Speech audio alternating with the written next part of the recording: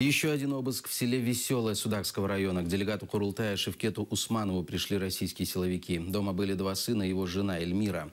Сам Усманов сейчас находится в Киеве. По его словам, ОМОНовцы не выносили из дома ценных вещей и не подбрасывали запрещенных. Также 3 часа обыск проводился у главы Красногвардейского регионального меджлиса делегата Курултая Учкун Девлетшаева.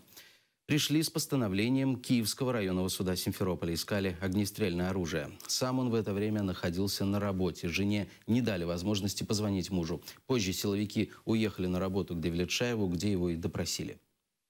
И в основном вопрос спрашивали меня про Ленура Сямова. Что, когда, как вы познакомились. В основном вот подрывом электропередач и электропередач вы участвовали в этом, вы помогаете там. Они наверняка стараются запугать, что ли. Не надо подниматься, не надо там собираться, не надо что-то делать.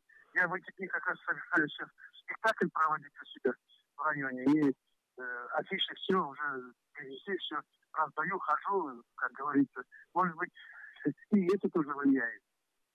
Вообще мы, крымско-татарский народ, не поднимали